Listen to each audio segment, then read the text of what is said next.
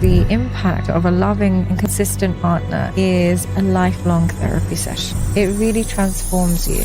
Here's the key problem. Unfortunately, we're living in a paradox of mental health. We have quick fix solutions to what we think our fundamental needs are. What pornography and social media has done has escalated what we desire in a partner. If someone doesn't meet our needs initially, we replace them. As a result, we've got an epidemic of loneliness.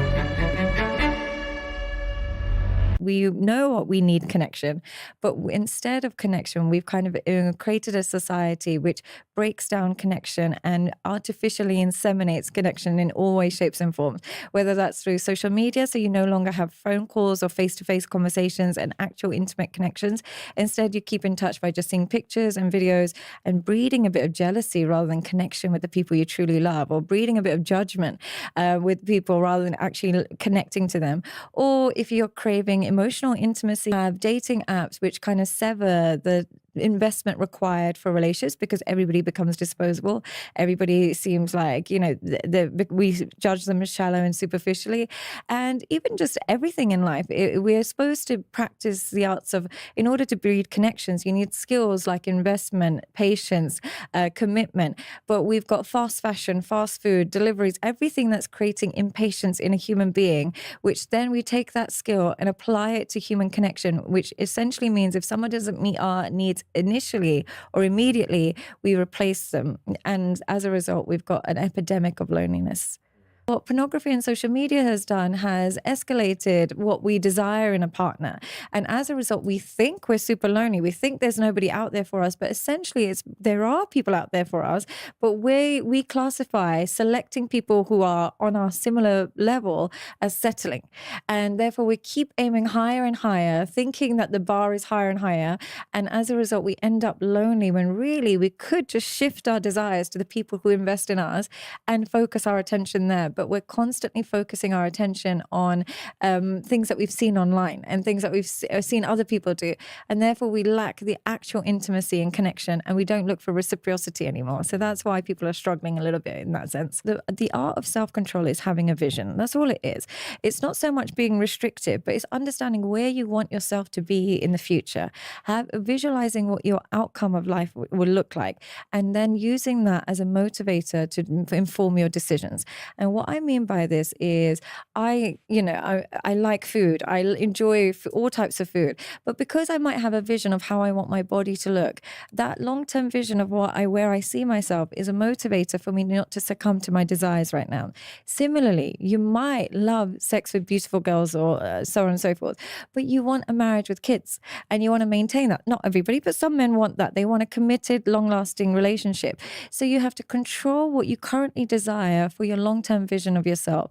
And when people forget their outcomes and their long-term visions, and they forget what in the long term could be worst case scenario.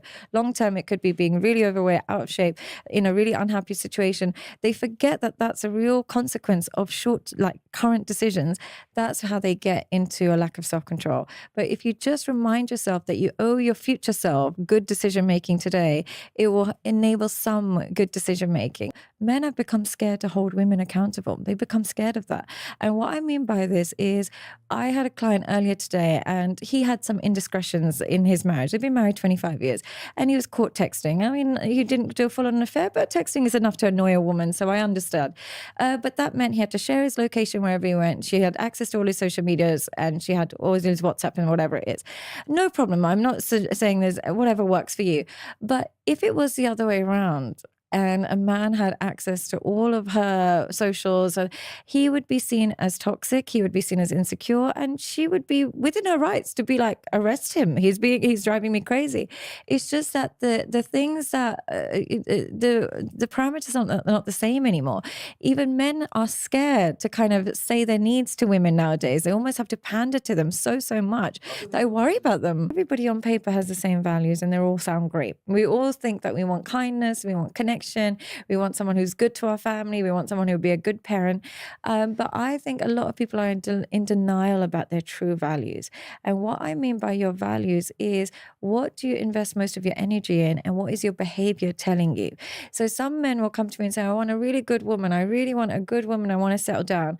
But they're paying for escorts, and that's who they're primarily dating. And they're falling in love with these escorts, and they're being and I said, but that's your values are you have to look at your behavior. Do an inventory of your behavior and ask yourself, what am I actually rewarding the most in the opposite gender? Who am I rewarding the most? Am I rewarding the person who's kindest to me, who's the most loving to me, who's the most soothing to me? Or am I rewarding somebody who makes me feel unseen, who makes me feel unworthy, or somebody who I just find super attractive, someone who gives me money? What am I actually rewarding? Who am I actually spending most of my time with? That will tell you what your values are. Don't just pretend you have these really great, strong values. Once you've done an inventory of your values, if you don't like them, then you have to change your behavior. It's not just a mindset.